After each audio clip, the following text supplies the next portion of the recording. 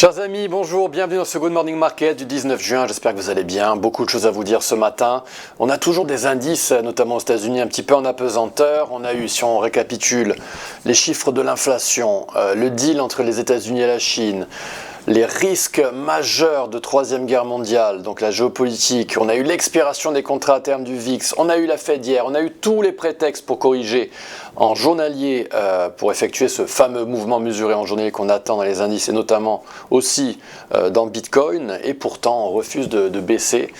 Je pense que ça va venir, mais on a le VIX qui nous affiche peut-être un double creux, on est actuellement à 21,2, peut-être un double creux à 18 dans le VIX. On verra si on arrive à casser 23,7 dans le VIX, dans les contrats à terme. Si jamais c'est le cas, on aura cette correction. Mais pour l'instant, le marché est vraiment très complaisant. Attention, attention, très très important. Le dollar pourrait rebondir et si c'était le cas, ça validerait peut-être un scénario pessimiste au Moyen-Orient. On pourrait avoir des conséquences dans les matières premières et notamment dans le gold. Surveillez vraiment l'indice du dollar et l'euro. Je vous renvoie à la vidéo de la semaine dernière. On a des sources qui nous disent que les États-Unis prépareraient une frappe militaire en Iran. C'est vraiment le grand point d'interrogation. Mais en même temps, Trump a dit que les leaders iraniens voulaient renégocier et revenir à la table des négociations. Donc il y a vraiment un jeu, des manigances de tous les côtés. Il faut être extrêmement vigilant. Pour l'instant, le marché considère qu'on va avoir un scénario un petit peu comme en 2018 avec les querelles sur Twitter de Trump avec Kim Jong-un, sauf que là, il y a un intermédiaire qui est Israël et une situation qui est assez explosive au Moyen-Orient et en Iran. Donc on suivra ça. Au calendrier du jour, chers amis, Wall Street est fermé aujourd'hui, donc on a très peu d'annonces. Mais on aura des banquiers centraux, notamment en Angleterre, avec l'annonce des taux. Donc surveillez ça si jamais vous traitez la livre britannique. Aujourd'hui, chers amis, on va analyser le platine et l'uranium et on parlera également du gold, donc restez avec moi pour les amoureux du gold. Petit rappel, donc j'ai fait des vidéos éducatives en fin d'année dernière. Vous pouvez retrouver ces vidéos éducatives dans la section playlist de la chaîne d'XTB France sur YouTube. Et notamment, j'avais fait une vidéo sur ce qu'est un mouvement mesuré haussier. Donc un petit rappel pour les retardataires, pour ceux qui viennent d'arriver, qui découvrent le Good Morning Market. Un mouvement mesuré haussier, c'est un setup tradé par une institution financière, notamment au retracement de 50% et au retracement de 61,8%. Ce sont vraiment des niveaux clés où les institutionnels achètent et leur cible pour ce trade d'un mouvement mesuré haussier est située au retracement négatif des 23,6%. C'est ainsi que les institutionnels trade avec Fibonacci partout, dans tous les actifs, sur toutes les périodes, et notamment dans le platine, le platinum en anglais, j'ai du mal à dire en français. Le platinum, le voici, avec ce pump majeur récent dans le platine, et ça a été le cas dans plusieurs commodités, dans plusieurs matières premières. Et pourquoi on est monté d'un coup dans le platinum? C'est parce qu'on a effectué un mouvement mesuré haussier et en période mensuelle. Donc là on est vraiment sur du temps très long, un intervalle de temps très haut. Et ici, on a pris son temps et on est venu dans la Golden Zone à 862 $. On a rebondi, on a tergiversé, on a mis même quelques années avant de vraiment repartir à la hausse. Et on a fait une espèce de triangle alimenté par ce support majeur en hebdomadaire. Et on a explosé à la hausse et on a fait un petit peu ce que font les cryptos. C'est un petit peu le même comportement technique si vous regardez certains altcoins ou shitcoins qui tergiversent, qui stagnent très longtemps à un niveau de support avant d'exploser à la hausse. Donc on avait atteint la Golden Zone il y a plusieurs années à 862 $. On est en train de cibler les 1525 $ dans le platinum avec notamment cette cible confiante avec cette partie haute du canal. On pourrait aller chercher cette résistance géométrique et cette cible algo dans le platine. Et donc ce retracement, cet outil de Fibonacci ici avait été tracé à partir du bas, du creux effectué lors de la crise du Covid jusqu'au top, jusqu'au pic inflationniste. Donc on est en train de s'orienter vers 1525 $. Et qu'est-ce qui se passe en période inférieure? Alors ici on est en H4 Et là, je vais vous demander un petit exercice. Posez la vidéo et dites-moi ce que vous voyez avec les vagues d'Elliott. Voilà, chers amis, vous êtes de retour. Donc, petit rappel, qu'est-ce qu'une structure impulsive? Qu'est-ce qu'une impulse en anglais? Dédicace au père Blaise, hein, s'il nous regarde. Je dis beaucoup d'anglicismes et ça l'agace. Mais malheureusement, dans le monde du trading, il y a beaucoup d'anglicismes et parfois on n'a pas trop le choix. Donc, une impulse, une structure impulsive commence avec une vague 1, une vague 2 qui est généralement profonde, une vague 3 étendue, violente, avec une belle pente à la hausse, on n'a pas de doute que c'est une vague 3, une vague 4 un petit peu plus stagnante par rapport à la vague 2, et une vague 5 généralement de la même ampleur que la vague 1. Il y a 3 règles absolument essentielles à respecter. La vague 2 ne peut pas retracer plus de 100% la vague 1. La vague 3 ne peut absolument jamais être la plus petite. La vague 4 ne peut pas enchevêtrer le territoire du top de la vague 1. Voilà les 4 règles. Et ici, dans le Platinum, eh bien, regardez ce qu'on pourrait avoir. Déjà, on peut tout de suite s'orienter, notre œil est tout de suite attiré par cette structure-ci. On voit une impulse absolument claire et on va définir les vagues ensemble.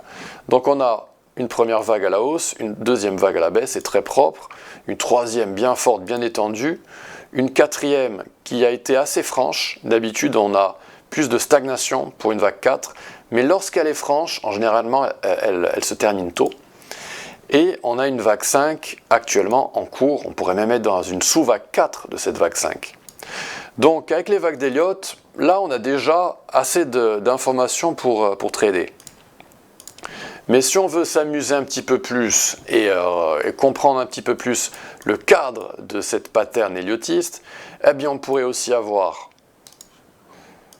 une vague 1 ici, une vague 2, une vague 3 quelque part qui se terminerait au-dessus de notre structure impulsive qu'on a analysée ensemble. Donc celle-ci est à un degré nettement inférieur de celle que je viens de tracer, donc on va la mettre en tout petit.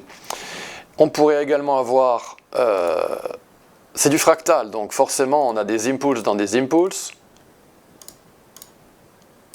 Et voilà ce qu'on pourrait avoir. Donc là on fait cette petite analyse en live. Je ne l'ai pas préparé à l'avance, je le fais avec vous tranquille. Et donc, par exemple, la première structure impulsive qu'on a dessinée ensemble, je mets les caractères en petit.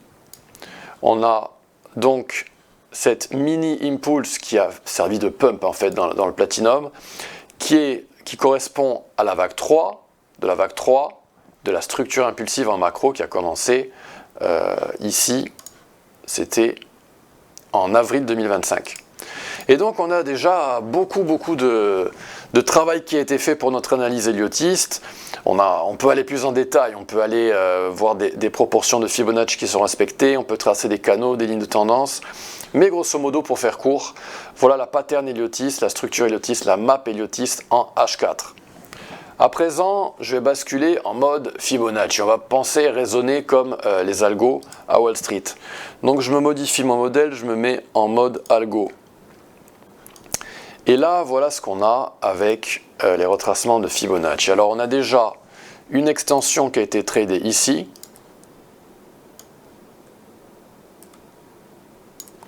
On a cette boîte verte qui a supporté les prix. Donc, je vais enlever le rayon, je vais le mettre en petit. Donc, on a eu une extension. Attendez, est-ce que je suis bien ancré là?